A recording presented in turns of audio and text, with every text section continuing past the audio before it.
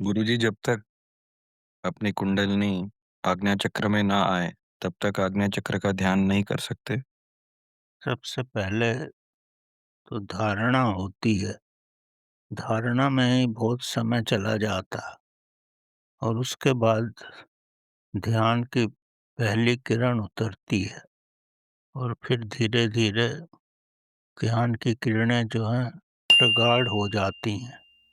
जब ध्यान की किरणें प्रगाढ़ हो जाती हैं, उसके बाद ये कुंडली शक्ति जो सर्प के रूप में मूलाधारा में सुप्त अवस्था में है, उसमें हलचल होता है। जब काफ़ी हलचल हो जाता है, तब धीरे-धीरे इसका आभास होने लगता। इसको कुंडली शक्ति समझो या विद्युत धारा का प्रवाह समझो। जब इस ज्ञान का प्रारंभ हुआ था, उस समय हमारे महर्षियों को सर्प का ही आभास था और सर्प का चलना ही उनके समक्ष आया।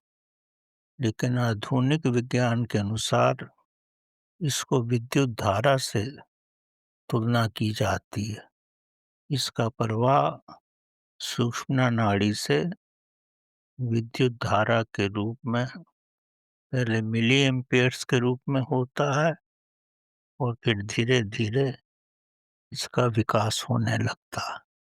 पद्धति वही है, लेकिन तुलना के रूप में आजकल इसको विद्युत धारा के अनुसार इसकी तुलना की जाती है, क्योंकि आपके अंदर कोई सर्प तो है नहीं। सर्प का ना चलना होता है। हमारे शरीर में सब विद्युत धाराएँ हैं। जब सूक्ष्म नाड़ी में विद्युत धारा का प्रवाह प्रारंभ होता है, तो ही इसको कुंडली शक्ति बोला जाता है। पहले आप धारणा करके बैठोगे, विचार रहित होकर के, और आपकी श्वासों की गति भी धीरे-धीरे चलेगी और आपका ध्यान केवल स्वयं के अंदर ही होगा। जैसा कि बाहर से आप पूर्ण रूप से अभिन्न हो गए हो। जब इस पद्धति में कुछ समय गुज़र जाएगा, तो उसके बाद ही कुंडली शक्ति कहो या विद्युत धारा का प्रवाह कहो, उसका आभास होने लगता है। ये सब साधना के प्रारंभ के 4-5 साल के बाद ही इसका आभास होता है।